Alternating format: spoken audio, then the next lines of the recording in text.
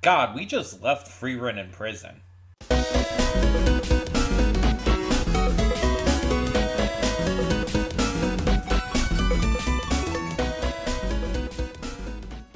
Hey everyone, welcome to Princess Gay. I'm your host Connie, and today we are here with episode 8 of Frieren, Beyond Journey's End. And it's been a while.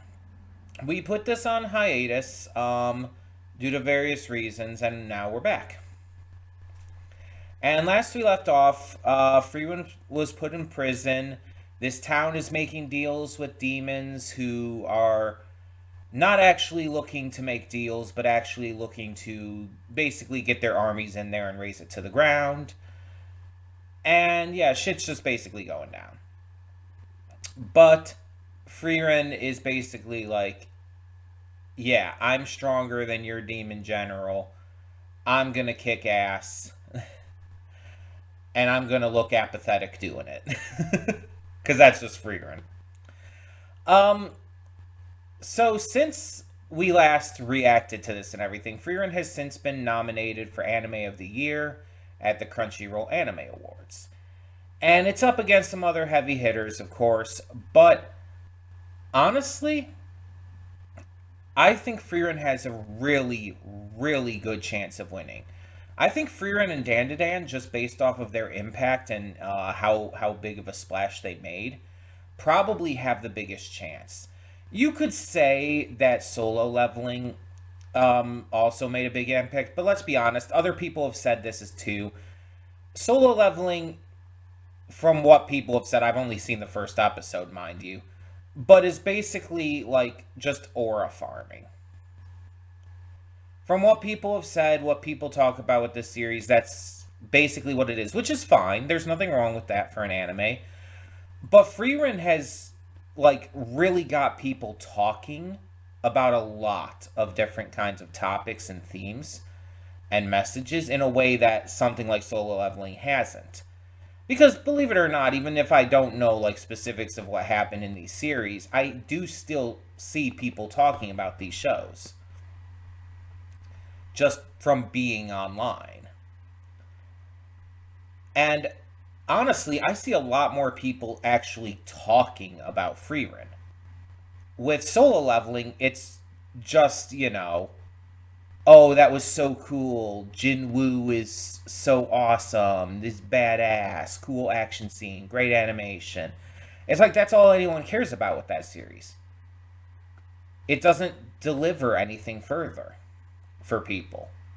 At least not based off of all their discussions on it, seemingly. But with Frieren, people actually talk about it and actually get excited for the story and the characters and the depth.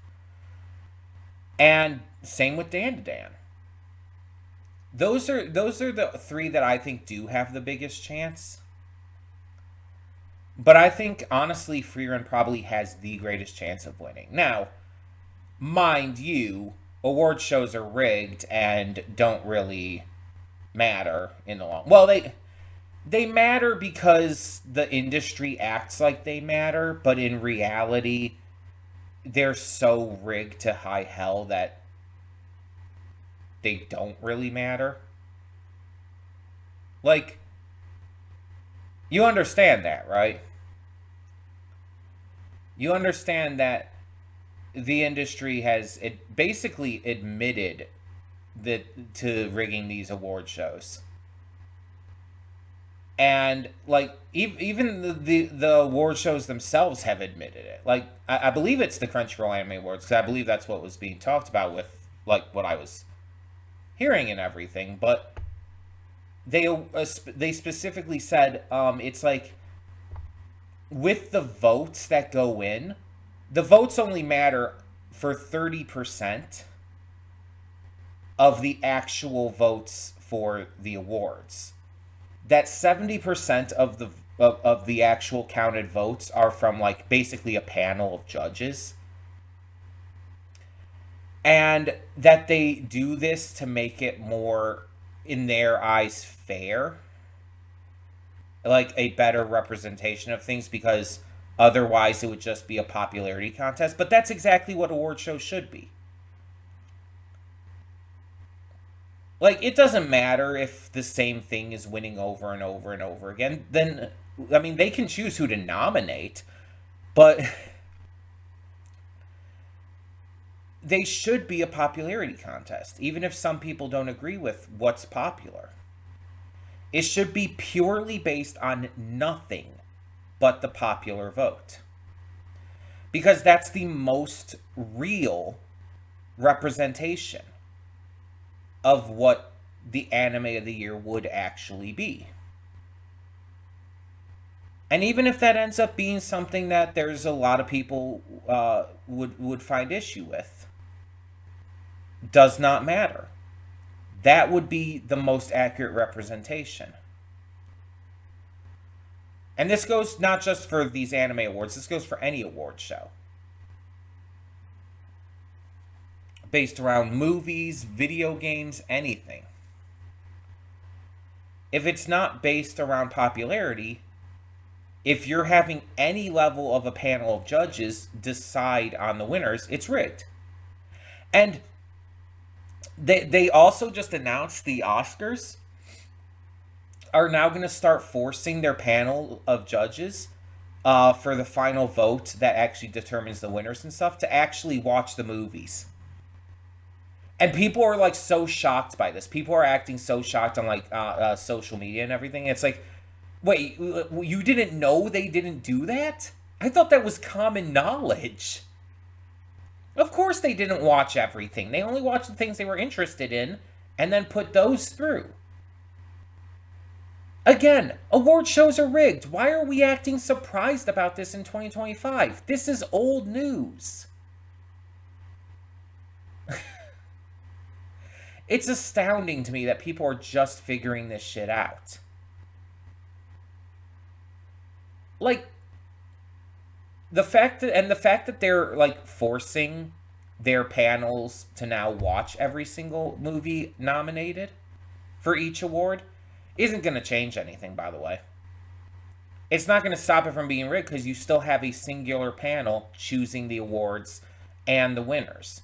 And that singular panel can and is paid off.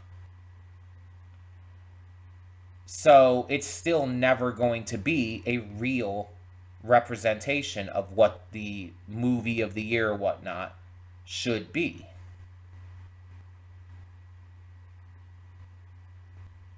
It's like it's never representative of the people's view. It's never representative of what, people actually like the most. And therefore, it's not it doesn't matter. But people find enjoyment in it. And you're allowed to find enjoyment in it. But it's something that I've just never been able to make sense of. Because it's like it's so rigged. And that's why people often talk about like certain movies or actors or whatnot getting snubbed. Because it's like, yeah, they always were going to be. No matter how good they were, or how deserving we think they are, the nominees are decided well before they're ever announced. They're just it's all a game. It's all these industries just patting themselves on the back and giving the viewers and the voters this illusion of choice. The winners are determined before the nominees are ever even announced. It's a waste of time, in my opinion. But again, if you enjoy it, enjoy it. I'm not trying to yuck your yum, I'm just sharing my opinion. So, yeah. Well, I mean, my views is more accurate, not my opinion, because it's, not just opinion. That is provable fact. And again, these award shows are starting to kind of admit it. So, yeah. But either way, we're back with more Frieren back on topic now that I've ranted. And whether or not this actually wins Anime of the Year, whether or not it deserves to win Anime of the Year, it's all up in the air. Because it's whatever the panel decides. Your votes don't matter. They never have, they never will. It's whatever the panel decides, and we'll just see whatever happens. For me, I'm still going to enjoy this series as I always would. What people say is good does not matter to me because I'm an adult. I can form my own opinions. I'm not going to let people dictate what I can and cannot enjoy based on their subjective views.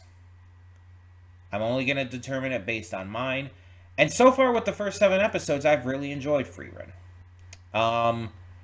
Maybe not as much as some people. Maybe not in the same ways as some people, but I have really enjoyed it. So I'm excited to get back into this after however long it's been. And just see how Frieren gets out of prison, if she just breaks out on her own, or if Stark and Fern, I almost couldn't think of her name there, break her out, or whatever else happens. Let's get into it and see. Hold up just a sec. Before you click that link down in the description below to get to today's video, I want to remind you of all the awesome content we have both on this channel and the Princess of Gaming channel. Let's check it out.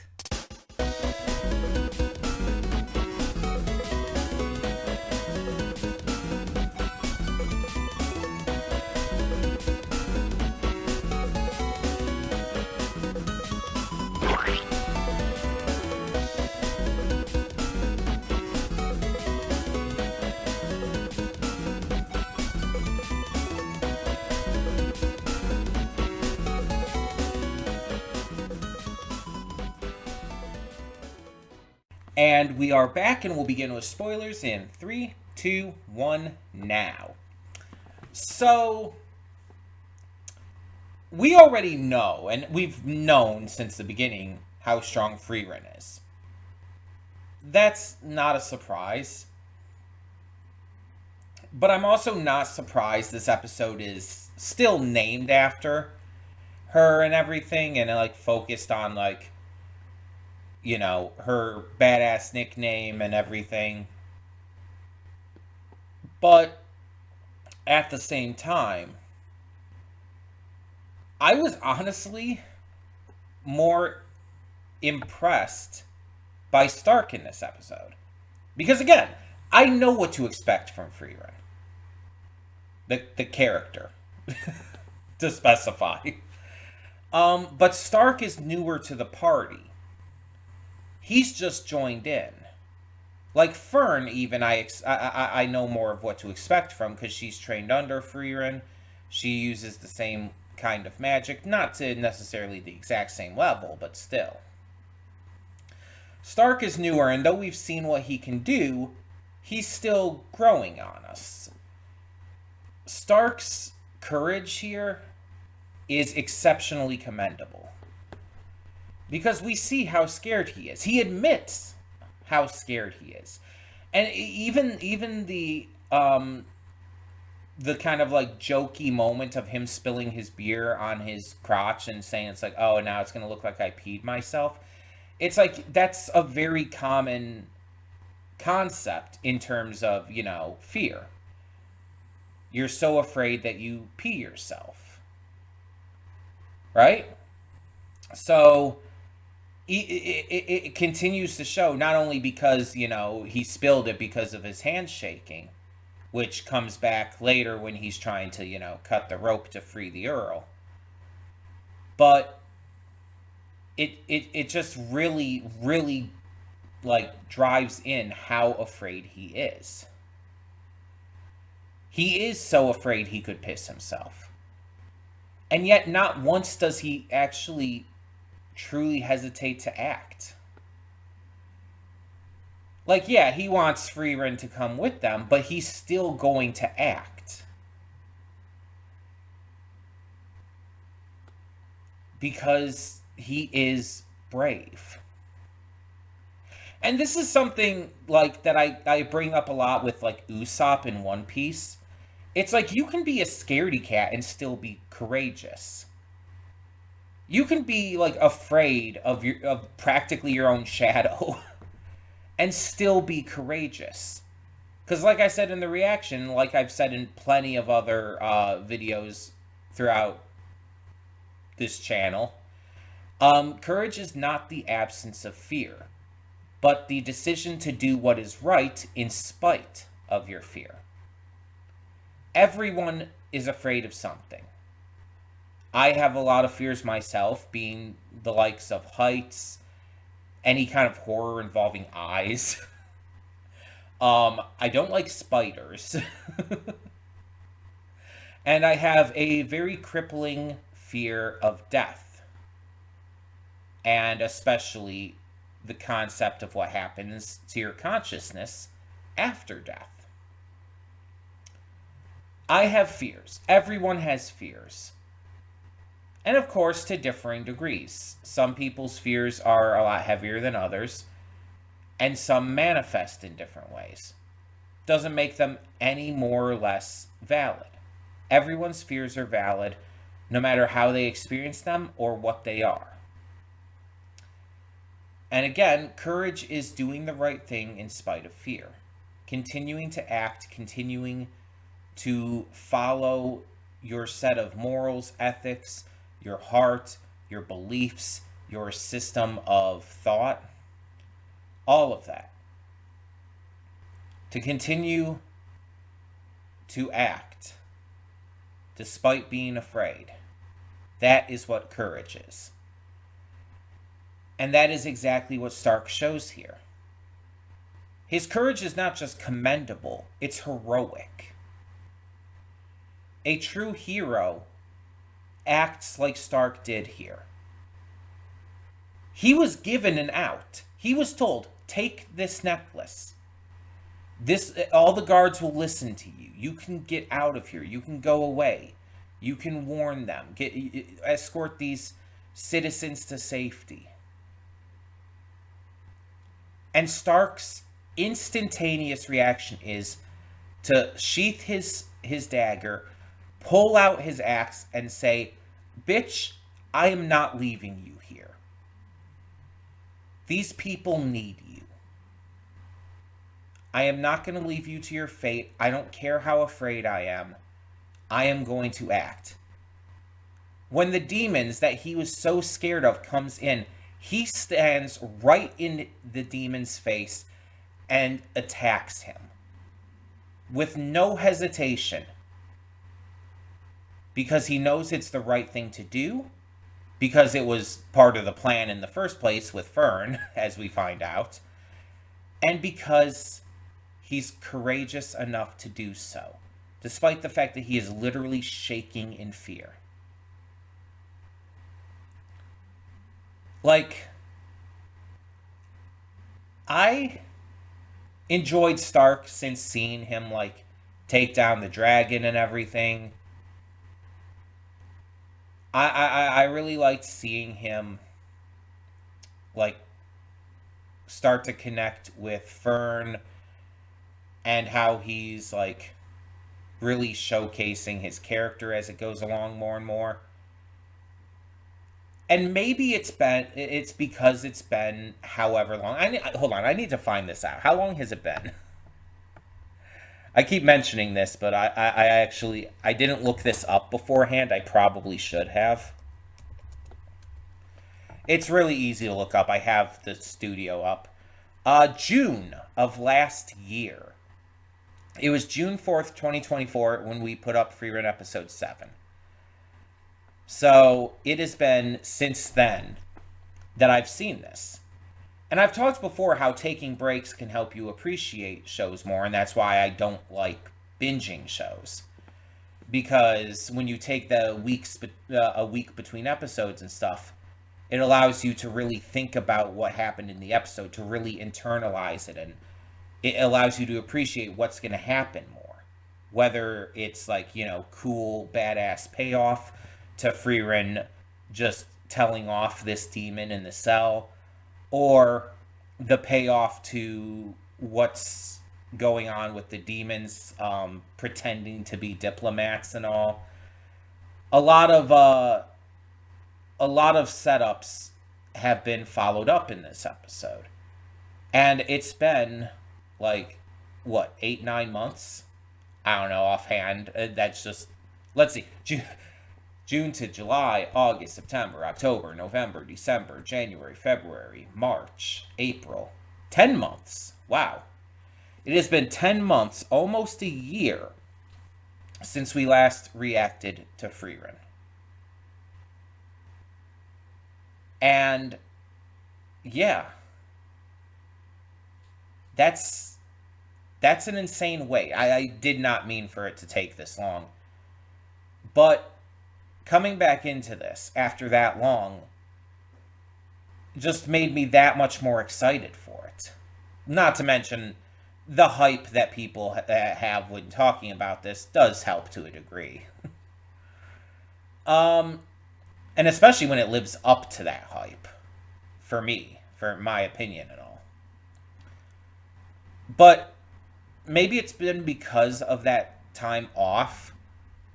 But Stark's courage here, Stark's just character throughout this episode hits so fucking hard. And like really just won me over to him in a way that, like, I mean, I already liked him, but this really won me over to him.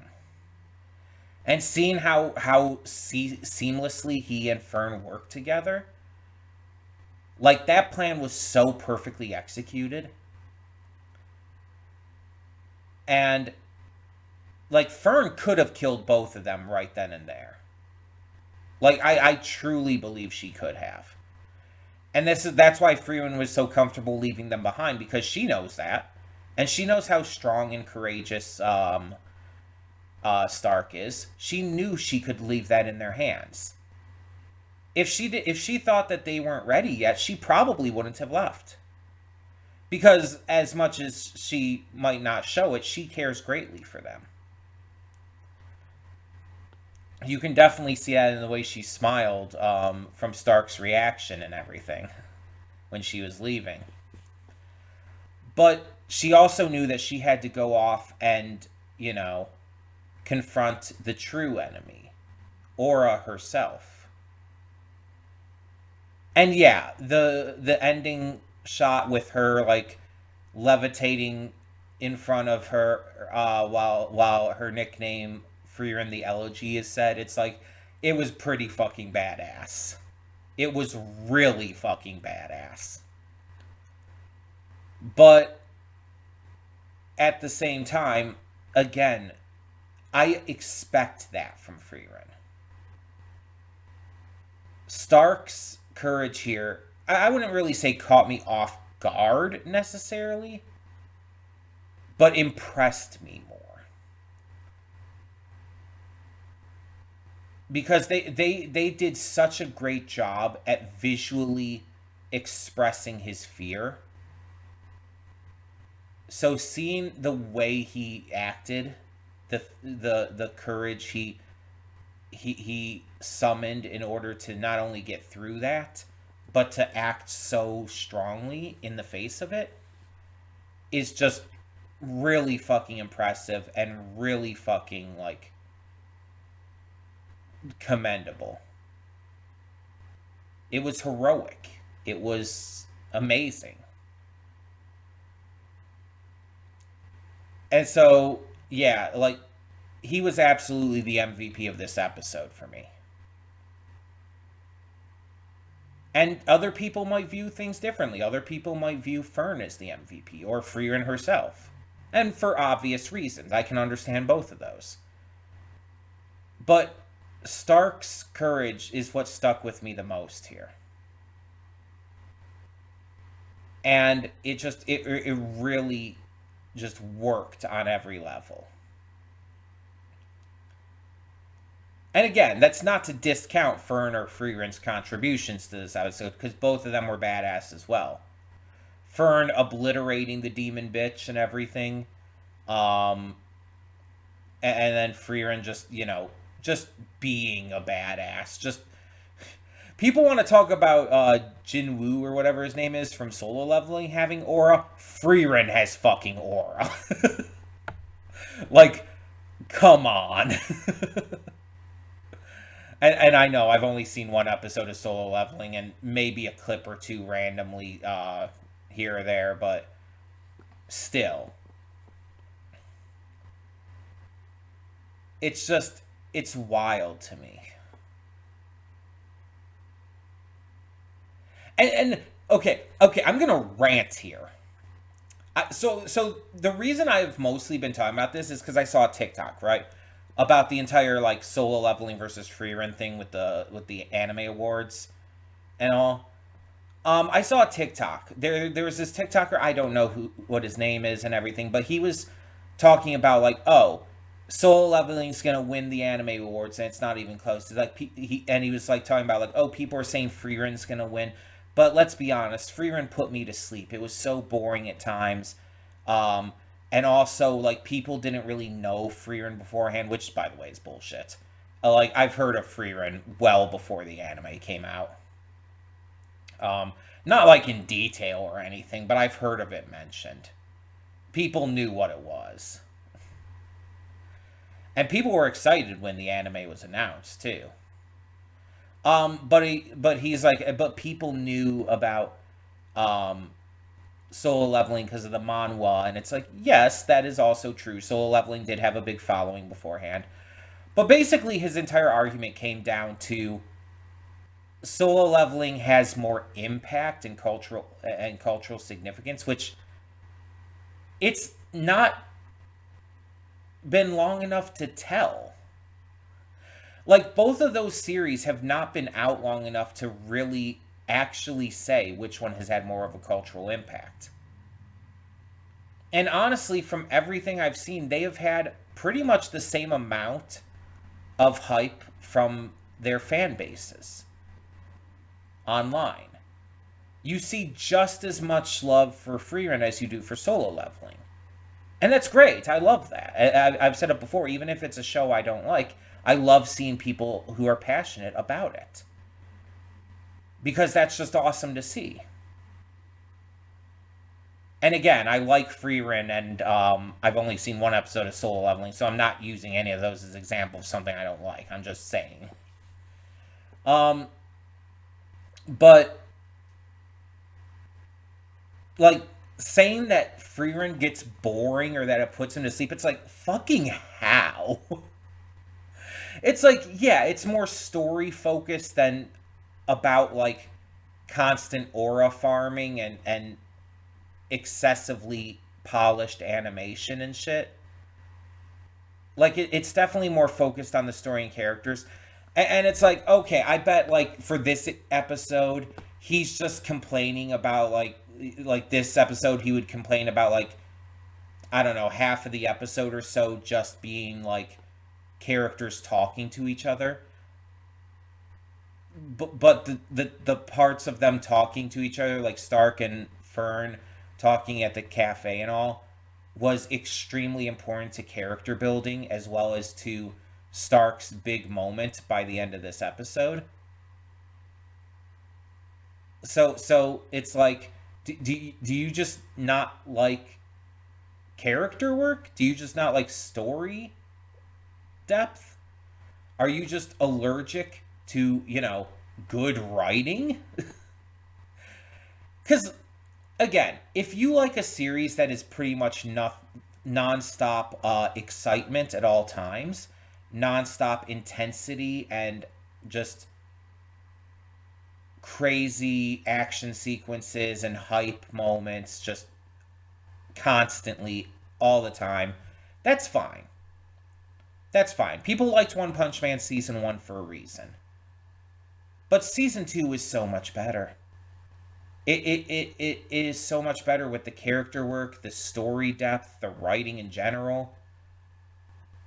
It's just like, but all people ever focused on with One Punch Man was the animation, was the action, was the art style. And it's just so sad to me. And it's like that's all that people care about, like with Solo Leveling. It's cool. It's got great action, amazing animation. It's hype as hell constantly. It's like, and that's cool. Sure, whatever. But I don't think I've ever heard anyone talk about Solo Leveling story and characters being that great, or like just talking about them at all. Really, when people are talking about them, that's not what they talk about. But that's the kind of stuff that I love in a series. And I'm not even saying that Solo Levelings are bad because again, I don't know.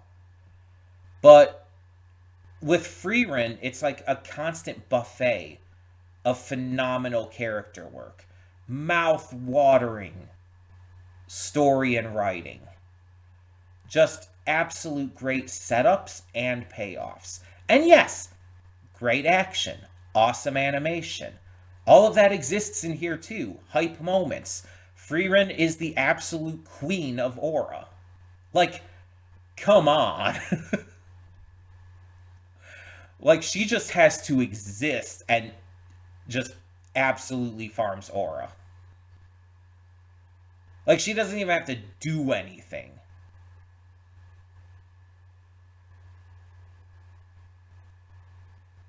And I'm not like necessarily like backing one or the other. Like I said in the pre-thoughts, I don't even really believe in or follow award shows. I don't vote in the anime awards because, well, it's pointless. It self-admittedly, they even say it's pointless. Their panel makes up 70% of the votes. Your 30% aren't going to do shit. And even the one person's isn't even 30%. Yours is like maybe 1% of 30%. The fan votes means absolutely dog shit. But again, not gonna. I already ranted about that. Um, it's just wild to me that people can act like Frieren is like slow or boring or like not as fun or cool as other shows like that. And it's just like, did you even watch it or are you just assuming? Oh, no, no, no. You watched like the first episode or two, maybe, but you never actually continued to give it a chance beyond that. Yeah, the first episode or two can be a little slower than like the rest of it, but that's the case with most shows. Like, what? Most shows start off slower and build to the hype stuff. The hype stuff has to have somewhere to come from. Like, Solo Leveling isn't like the peak of hype right from the beginning. I watched episode one. It's like, there's some hype in it. It's kind of exciting, but it's nothing special. Like, it's no more hype in its first episode than an average episode of One Piece. And it's just like, I don't get it. I don't get it. And again, like what you like whatever you want, but just, that's no reason to put down the competition.